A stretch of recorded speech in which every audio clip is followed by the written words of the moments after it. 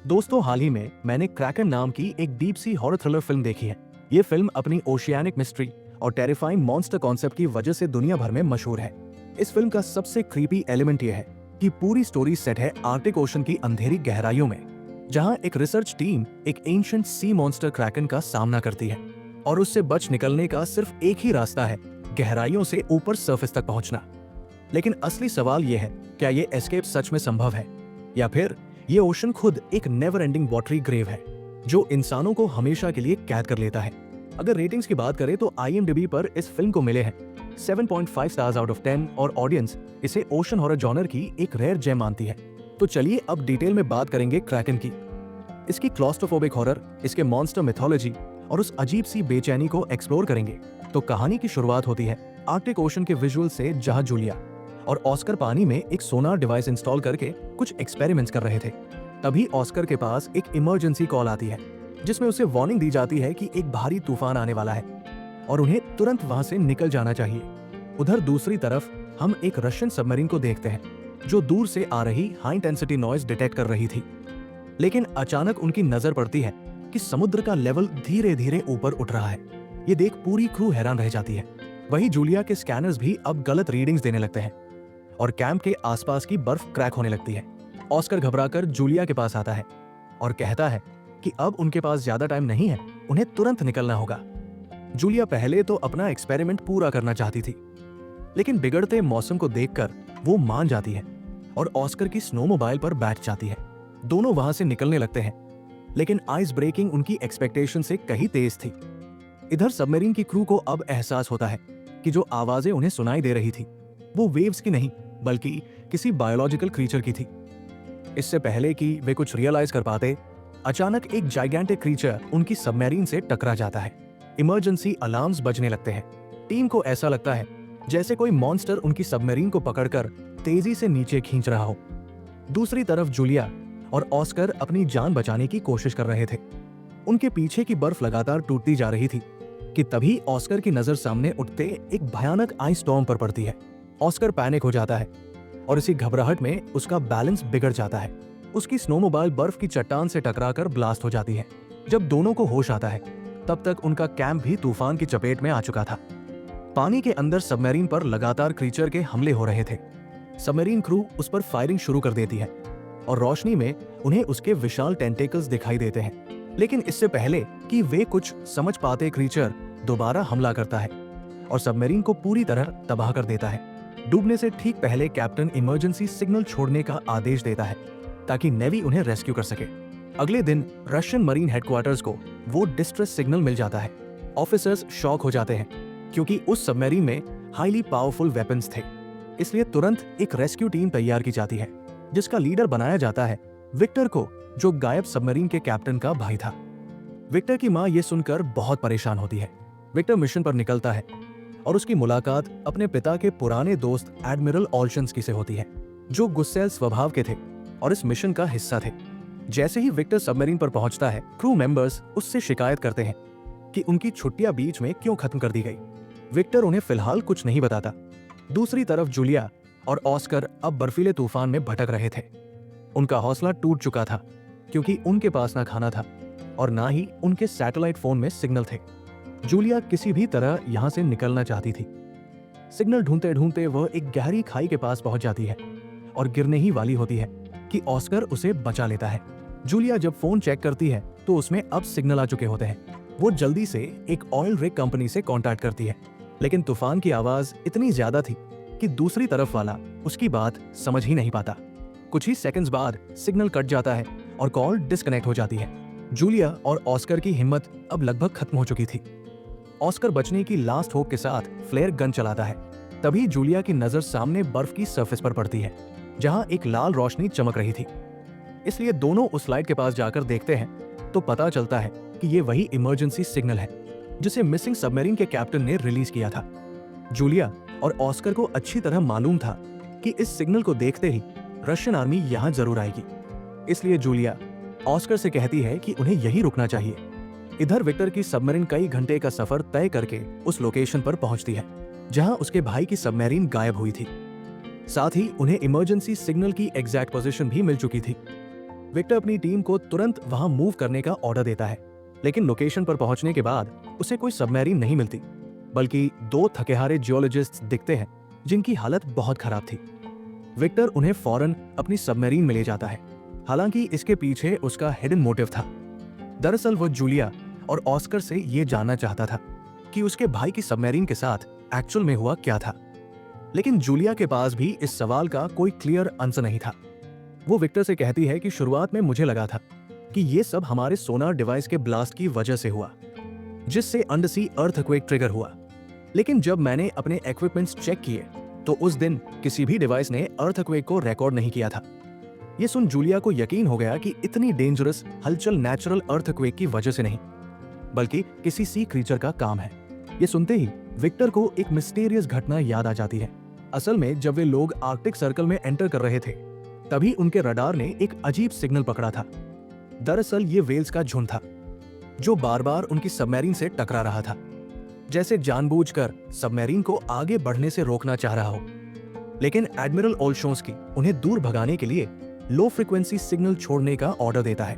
Victor ऐसा करने से मना करता है क्योंकि इससे वेल्स को नुकसान हो सकता था, लेकिन एडमिरल उसकी बात नहीं मानता और जैसे ही लो फ्रीक्वेंसी सिग्नल ऑन होता है, सारी वेल्स दूर भाग जाती है। लेकिन कुछ देर बाद वेल्स फिर से आ जाती है। ये देख टीम मेंबर्स हैरान रह जाते हैं। तभी अचानक उन्हें डीप ओशन से एक और अजीब सिग्नल मिलता है और धीरे धीरे सारी वेल्स वहां से जाने लगती है। टीम जब इस सिग्नल को चेक करती है तो उन्हें एक जाइगेंटिक क्रीचर नजर आता है जो एक ही झटके में वेल को शिकार बना लेता है और फिर सीधा उनकी सबमरीन की ओर बढ़ता है। एडमिरल तुरंत अटैक करने का आदेश देता है, लेकिन विक्टर उन्हें रोक देता है। वो कहता है कि हम बिना वजह किसी पर हमला नहीं कर सकते। इसके बाद विक्टर सबमरीन को पास की एक आइस क्रैक के अंदर छिपाने का प्लान बनाता है। उसे यकीन था कि इतना बड़ा क्रीचर उस दरार में नहीं घुस पाएगा, और होता भी ऐसा ही है। विक्टर की प्लानिंग से सबमरीन छिप जाती है और क्रीचर उन्हें ढूंढ नहीं पाता और थक कर वापस चला जाता है। विक्टर के इसी फैसले ने उस दिन सबकी जान बचा ली थी। जूलिया की कहानी सुनने के बाद विक्टर समझ जाता है कि वही क्रीचर ने आइस तोड़कर उनकी पहली सबमरीन को डिस्ट्रॉय किया था। जूलिया अब इस डेडली खेल का हिस्सा नहीं बनना चाहती थी। वो विक्टर से रिक्वेस्ट करती है कि वह उसे और ऑस्कर को उसी ऑल रिग कंपनी तक छोड़ दे जहां उसने कांटेक्ट किया था। उसे लगता था कि ये क्रीचर वहां तक नहीं जाएगा। विक्टर जब कंपनी की लोकेशन चेक करता है तो पता चलता है कि वो बहुत दूर नहीं है, इसलिए वो उन्हें वहां छोड़ने निकल पड़ता है। लेकिन रास्ते में फिर से उनकी स्क्रीन पर वही मिस्टीरियस सिग्नल दिखाई देता है, पर इस बार उन्हें अंदाजा भी नहीं होता कि क्रीचर मिट्टी के नीचे से धीरे धीरे उनकी तरफ क्रॉल कर रहा है। जैसे ही वो लोग ऑयल रिग कंपनी के करीब पहुंचकर वहां के इंचार्ज से कांटेक्ट करने ही वाले होते हैं, तभी समुद्र में हलचल शुरू हो जाती है। तेज वेव्स के साथ पानी के नीचे से कई मैसिव टेंटिकल्स बाहर निकलते हैं और स्टील से बनी रिग कंपनी को पलक झपकते ही तबाह कर देते हैं। विक्टर टेलीस्कोप से बाहर का नजारा देखता है और आखिरकार उसे क्रीचर का असली रूप नजर आता है। वह एक जायंट ऑक्टोपस था। उसका डरावना चेहरा देखकर पूरी टीम स्टन रह जाती है, लेकिन कुछ समझ पाती उससे पहले ही पूरी कंपनी समंदर में समा जाती है। अब विक्टर की टीम के पास यहाँ से भागने के अलावा कोई और ऑप्शन नहीं बचता। क्रैकन ने ऑयल रिग कंपनी तबाह करने के बाद अब उनकी सबमरीन की तरफ बढ़ना शुरू कर दिया था। ये देखकर एडमिरल ओल्शोंस्की गुस्से में कमांड अपने हाथ में ले लेता है और 2 टॉर्पेडोज फायर करने का ऑर्डर देता है, लेकिन इसका कोई असर नहीं होता क्योंकि ऑक्टोपस अभी भी जिंदा था और हमले की वजह से अब और ज्यादा फ्यूरियस हो चुका था। वो तेजी से सबमरीन की ओर बढ़ने लगता है। ये देखकर एडमिरल ओल्शोंस्की डर जाता है और कमांड वापस विक्टर को सौंप देता है। विक्टर तुरंत सबमरीन को दूसरी डायरेक्शन में मोड़ने का आदेश देता है। इस तरह वे क्रैकन के डायरेक्ट अटैक से तो बच जाते हैं, लेकिन उसका एक टेंटिकल सबमरीन से टकरा जाता है, जिससे सबमरीन के पार्ट्स बैडली डैमेज हो जाते हैं और वो धीरे धीरे समुद्र में डूबने लगती है।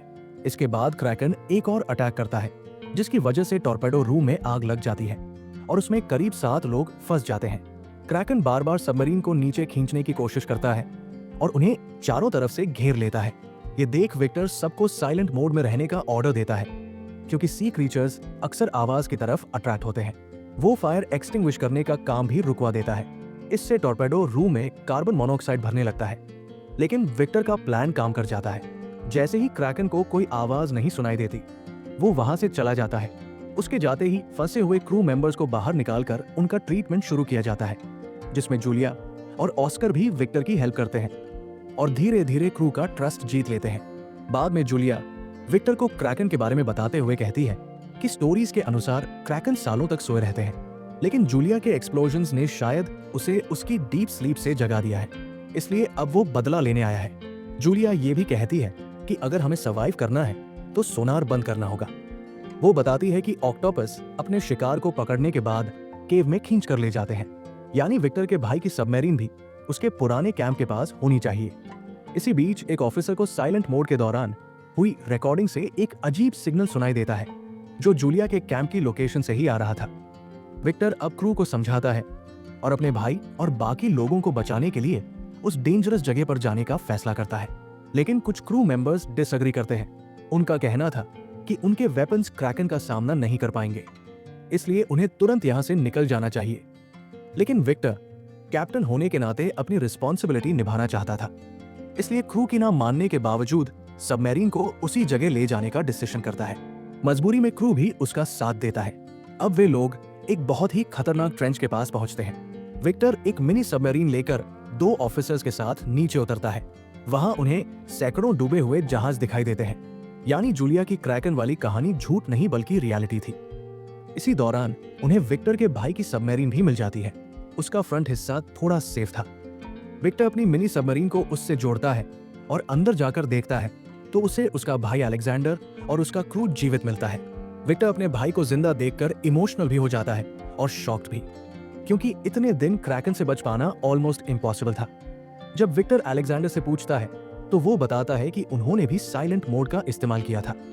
अब क्योंकि मिनी सबमरीन में स्पेस कम था, विक्टर 2 राउंड्स में इवैक्यूएशन करने का प्लान बनाता है। पहले राउंड में एक टीम को भेज देता है और खुद अलेक्जेंडर के साथ यही रुकता है, लेकिन जैसे ही वो टीम आधे रास्ते पहुंचती है, क्रैकन फिर से जाग उठता है। विक्टर और अलेक्जेंडर स्पेशल मिसाइल्स को एक्टिवेट करने की कोशिश करते हैं। काफी मशक्कत के बाद कंप्यूटर ऑन होता है और मिसाइल्स आर्म हो जाते हैं। तभी गलती से मिनी सबमरीन का एक ट्रैकर ऑन हो जाता है, जिसकी आवाज सुनकर क्रैकन उसी तरफ अट्रैक्ट हो जाता है। एडमिरल ओल्शोंस्की इस मौके का फायदा उठाकर मेन सबमरीन को सरफेस की ओर ले जाने का ऑर्डर देता है।